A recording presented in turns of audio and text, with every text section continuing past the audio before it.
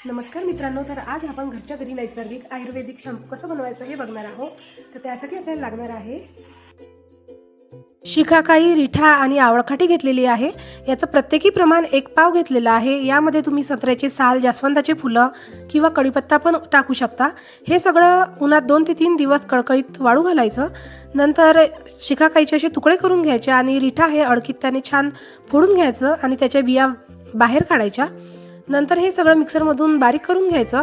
पहिले मी शिकाकाई बारीक केलेली आहे, नंतर आवळकाठी बारीक करून घेतलेली आहे। छान असं फाईन मिक्सचर झालेलं आहे, छान पावडर तयार केलेली आहे। सगळ्यात शेवटी आपल्याला रिठा बारीक करायचा आहे, कारण रिठा हा बारीक करताना चिकट होतो। नंतर हे सगळं मिश्रण एक एअरटाईट कंटेनरमध्ये भरून घ्यायचं आणि ज्या दिवशी आपल्याला हेअर वॉश करायचं आहे त्या दिवशी एका गंजात अर्धा गंज पाणी घेऊन त्यात 2 चम्मच हे पावडर टाकायची आणि छान 10 ते 15 मिनिट उकळू द्यायचं। हा शॅम्पू केस गळती, डॅन्ड्रफ आणि ड्रायनेससाठी खूप प्रभावी आहे। जर तुम्हाला हा व्हिडिओ आवडला असेल तर नक्कीच लाईक, शेअर, सबस्क्राईब करा। चला भेटूया नेक्स्ट व्हिडिओमध्ये, तोपर्यंत बाय।